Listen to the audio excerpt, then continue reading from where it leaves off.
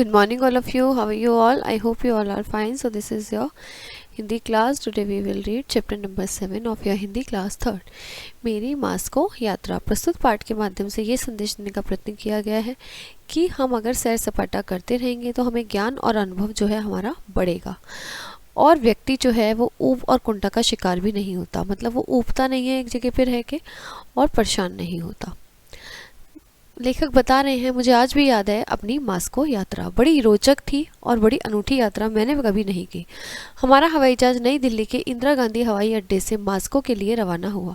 शीघ्र ही हवाई जहाज हिमालय की पर्वतमालाओं के ऊपर उड़ान भरने लगा था।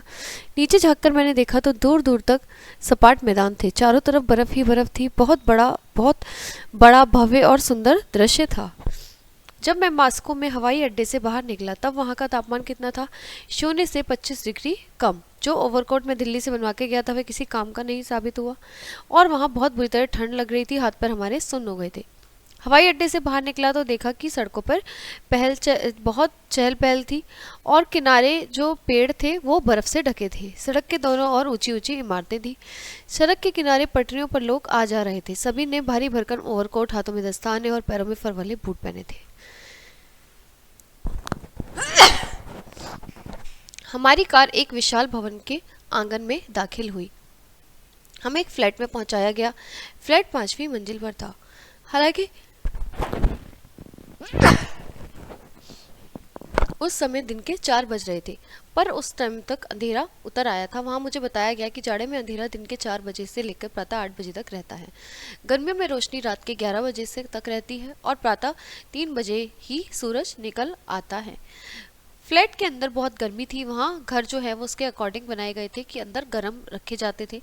मैं अपने भारतीय साथियों के साथ एक दिन उक्रेना नामक होटल की और जा रहा था। तभी एक वृद्ध महिला हमें आती हुई दिखाई दी। वे हमारे पास आकर टूटी फूटी अंग्रेजी में बोली, आप लोग हिंदुस्तान से आए हैं, भारत के रहने वाले हैं? जी हाँ, हमने कहा।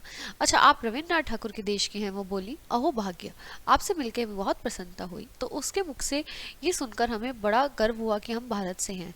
मास्को में हमें ये भी पता चला कि यहाँ स्कूलों का कोई नाम नहीं है, सभी स्कूलों के नंबर होते हैं, जैसे स्कूल नंबर 2141। मास्को में हम एक स्कूल देखने गए। वहाँ हमने देखा कि बच्चे स्कूल को साफ सुथरा रखने में हाथ बटाते हैं, और जैसे यहाँ पर बच्चे घर को साफ सुथरा रखते हैं, वहाँ पर स्कूल को भी साफ सुथरा रखते हैं, और कहीं पर कोई फालतू कागज छिलका कुछ नहीं पड़ा था।